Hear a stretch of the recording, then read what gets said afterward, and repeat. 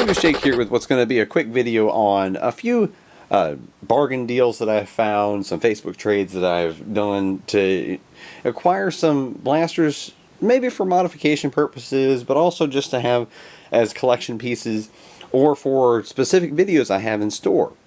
I'm going to go just around here on the workbench and tell you a little bit about what I found, how I got it, and what I have planned for it. Right up front here we have a Tech 5, and this was basically at the time a competitor to the Maverick. Yeah, it's an older Buzzbee pistol. Had the push button for the cylinder to fling out, load it up, and as the name implies, it held 5 darts.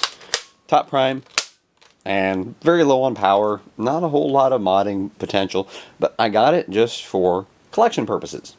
Now, Ryan Ingolstadt had sent me one of these before. This is the second one I got my hands on. I seen this on eBay. I got a really good deal on this Rads 12. And I'm going to keep the one that Ryan sent me as a collection item. I may collect this one as well, but I was going to try to see if there's mod potential, but the only way to mod this thing is going to be expensive and very in-depth. These cylinders are hollow, and the way the air is channeled out is through the dart post. It's the big older dart posts that have the air channel right in the center of it.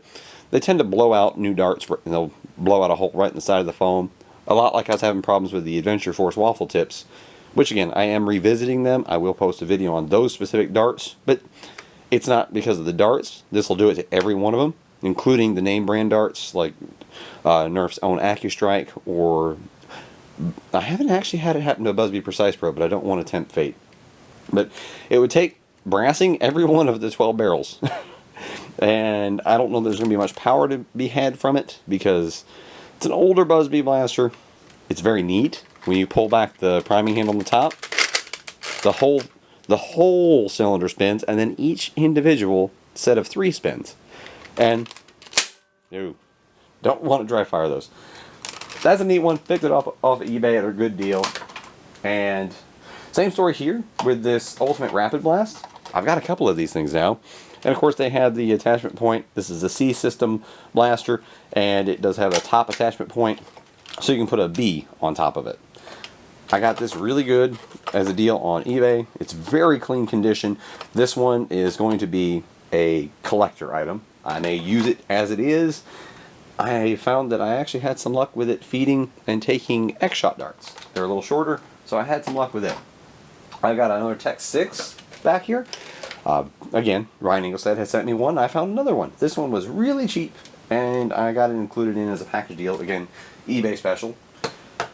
Same story here with this blaster and this. They're both Zombie Strike. Actually, it was an eBay listing, and it turns out the person was actually located right in my town. So they discounted off the shipping. I met up with them and picked these up, and it was a good deal. I'm trying to actually get more of the Vortex blasters. We're gonna do some husband versus wife Vortex battles. That'll be kind of neat. And of course, you got the Crossfire here. This thing is, to me, it's an underrated blaster. It's not super powerful, but it's really easy to use. Makes a great loner blaster. I can hand this off to anybody. Front load 4 darts, pull back the top handle, and pow. Very simple. Always good to have a few of these as loners, and that's the intended purpose of that. At the back, I just got an Air Max 6 Extreme. Again, Buzzbee, the older series, the number designated how many darts it held. Air Max means it is a air-powered blaster. Pump it up a few times, and fire it. It needs the dart posts, again, to be cut out, and if I was actually going to use it, I'd have to brass the barrels. I may take that on, but I've never had one of these, and I may just keep it as a collector item. I actually picked that up for 99 cents at a local Goodwill. We have a couple of Goodwills here in town, and I also found this there. And you can see the 99-cent sticker. There was no special sale on the day, but hey, I'll pick up a Buzzbee blaster of any sort for 99 cents any day of the week. But this is the older Predator, and the way to tell that is not only with the color scheme, but with the rail, how it's set on the blaster, and opening it up, and you'll see the large hooked, the old style Buzzbee post. It had 4 hooks sticking out, and it will again really ruin the performance of new darts and even ruin the darts themselves. But 99 cents, that one is going to be modded at some point on a video. I'm probably going to do like a wood grain paint job on the stock, and probably do gunmetal gray on the actual bolt and the rail, kind of make it look not truly realistic, because I'll leave the like a few inches of the barrel orange. So we'll keep it in the non-realistic toy form. And I got a stack of 3 Vigilons. You may wonder, why do I have so many Vigilons? Again, husband versus wife, Vortex Nerf Wars. I happen to love Vortex. I wish Nerf would never have gotten rid of it. And this was one of my favorites. Being able to load and stack in there 5 discs, close it, top prime, decent performance out of a Vortex blaster in a pistol form. And it held 5. And it was easy to load, easy to use. I got one here locally at one of the Goodwills in a run a couple months ago. And I bought the other 2 as eBay specials.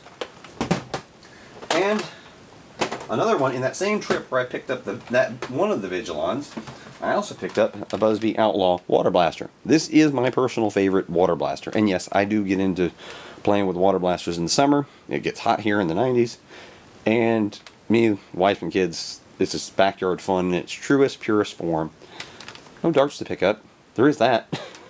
And the Outlaw, to me, is personally the best. I paid $1.99 for this. I will pay that every time. This looks like it was basically brand new out of the package and sitting on the shelf there. Didn't look like it had ever been used. I tested it in there. You can pump it. If you ever find one to test it, pump it up and then just fire it. They are a pressure system, true water blaster, fantastic. Fantastic one. Best you can ever find. Find them thrifted, always get them. And I got a couple of very nice condition Retaliators.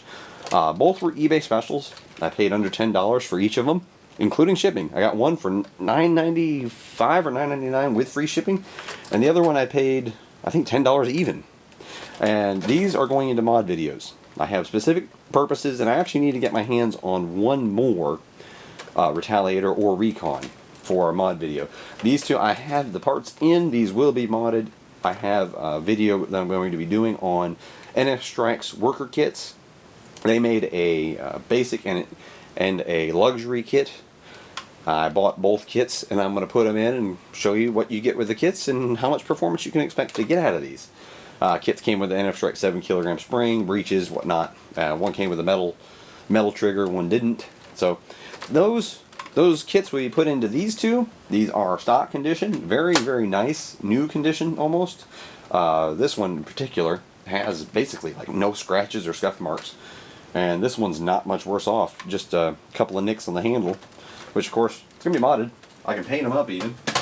But neat little collection that I picked up that I'm going to have some for collection purposes, some for loaners, some for just use in actual gameplay videos, and of course a few of them are going to be modded. The 2 Retaliators and the Predator are definitely going to be modded, and you'll see videos on that. And this is going to be headed to the loaner bin, and then I'm going to be redoing my blaster wall to showcase more of my favoritism of Buzzbee. I love their stuff, and I kind of want to put up a collection wall showcasing some of their old and new stuff, and I'm going to have to redo my whole blaster wall background for that. But that's in the future. For now, this is just, I've never done one of these videos of thrifting and deals and stuff. That's more Ryan Engelstad's kind of his forte. I can point you in his direction for those. He does those routinely. And I do get some of my stuff from him, but in this case, I'm trying to showcase the things that I find here and there on my own, and this has taken me about 3 months to gather up. So he has far more success than I do, but this is me pickpocketing out of my cash supply to try to find some stuff for the channel. And you'll see some of this in action, and other stuff you're just going to see hanging on a wall. But this is Mungus Jake. I hope you enjoyed this. If you do, let me know. It would take me months to put together another one of this size, because this is literally about from February or March to July. This is all my findings in that time. So if you liked it, let me know. If you're looking for other stuff from this channel, you can also tell me that. If this isn't your cup of tea, or coffee, in my case, I prefer coffee. But if this isn't your cup of tea, that's fine. It's not going to be something that's routinely on my channel. But if you do like it, let me know and give it a thumbs up. And I will have another one if people will desire it. I'll put up another one towards the end of the year once I find more stuff. But I hope you enjoyed it. Thanks for watching. We just broke past the 10-minute mark, so I'm going to cut it off. But again, thank you for watching, and I do hope you enjoyed it.